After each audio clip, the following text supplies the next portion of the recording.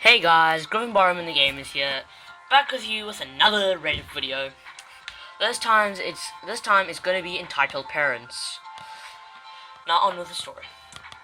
EM forces herself into a candy store that isn't open.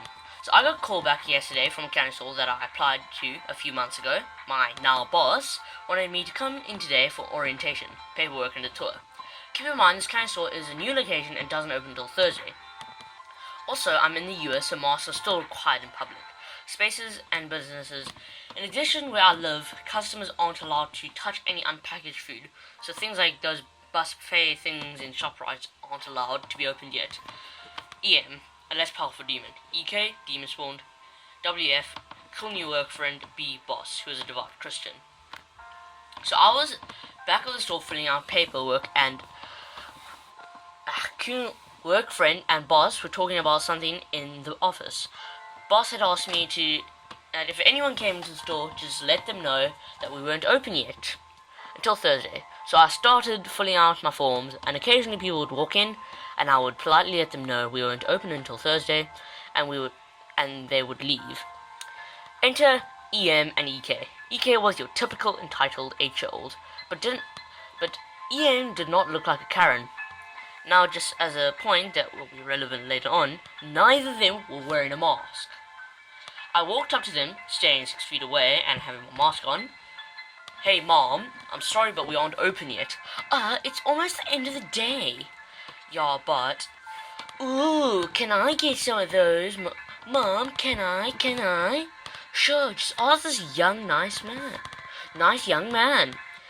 Mom, we aren't open yet. BS! You just don't want to work. Ooh, can I get some of those too? Me, I'm sorry, but we aren't open yet.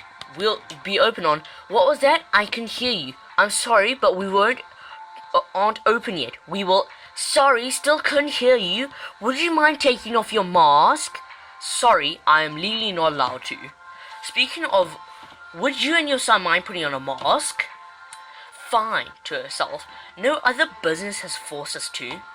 She grabbed a cloth mask and gave one to her son and put on other one on herself. Both wore them incorrectly with their noses hanging out, which will not fly at our school, because you get shouted at for that. Now we serve us because we put on our stupid masks. I'm sorry, but no, Jesus, we put on masks, now serve us! My boss apparently heard this and came out. What seems to be the matter? And who said the Lord's name? Are you the manager? Yes, smugly. Your worker here has been lazy and won't serve me and my son, even so far as attempted to kick us out of the store. Mom, we aren't open yet. The store does not open until Thursday. EK, Mom, I want candy now. EM to EK, 1 moment, sweetie. To boss. While there was no obvious signs, my boss pointed to the giant words that said, Grand Opening July 2nd. Oh my gosh. Yes, these people, are they asking?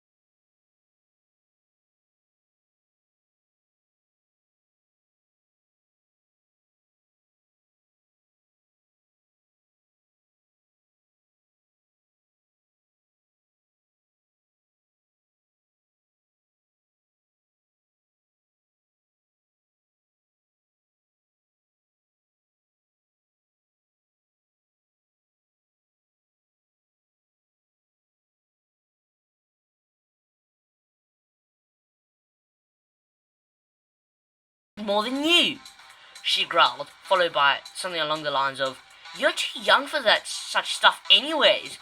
Does your worker know what you're doing with your money? Getting drunk on taxpayer money?" Now, I was gobsmacked and irate at this woman. Who does she think she is? I was still trying to be polite in a hopeless effort to defuse this situation. I'm in the progress of graduating school. How would I be on a social aid? I muttered, which just made her angrier for some reason. "Ian, go do something with your life, you alcoholic. Only failures and people on welfare drive such low-level cars." She meant my car keys, which were half-heartedly hanging on my jean pockets. How delusion was this woman? Last time I checked, people on welfare were taking buses. Asses. She tried to reach for the bottle, tried to slap my hand, and even wanted to yank my shopping cart away. Which then when I pulled my shopping cart away and told her to leave me alone to get away from me in a stern voice. She did the opposite, and then it happened quite fast. From what I remember, she lunged forward and tried to take a wild swing at my face, which I blocked by basically smacking her hand away. Sure. A basic move you learn in many Far East martial arts styles, and yes, I have some years of training experience in judo, but was never fully into it and had already stopped training for quite a while when this happened. Yet you still don't forget the basic moves. Before someone could step in, I could have even told her to stop. She already tried swinging at me again. Now I grabbed her wrist with one hand, she grabbed her sleeve with the other, and threw her over my back onto the ground using her momentum, which is a basic judo move. She however landed so badly on her bottom that she got hurt and the ambulance and police were called. At this point, entitledparents summer called herself in agony and on the ground and screamed bloody murder while police started to come over. A cashier supposedly saw the whole thing and there were cameras, but someone unnerved me. I'd never had contact with the police, and I didn't know what happened, and I technically did nothing wrong. Key to the ambulance and the police and her supposed brother, or so she could have lied about the single parent thing. Came to pick up the little brat, police took statements, watched CCTV, and the whole shebang. But I was kind of unnerved the whole time. The fact that the Karen is still screaming bloody murder, in pain, and I was trying to threaten everyone with a lawsuit who came near her, she was, to help the situation, until she got carried off in the ambulance because there was something on her with her hip. They obviously didn't tell me the exact information, but the hard fall onto her bottom seems to have made some kind of damage to her hip. In the end, the police told me that nothing would really come of her threat and I could press charges, but I declined because a hospital visit is a good enough lesson. I also didn't want to put time and effort and some money I didn't have into a lawsuit when I should be focused on graduating and moving to university. I got the employee discount at checkout as an apology for experiencing attempted assault. Haven't heard from Karen, her lawyer, to this day. And I'm sorry if you didn't hear me in any of this parts because I mumble a lot. I try not to mumble, but I try my best not to. And that was this video. Very long video, only 2 stories actually. But in the future I'll probably be going a little bit longer. So thanks for listening to Griffin Barham and the Gamers. Peace out.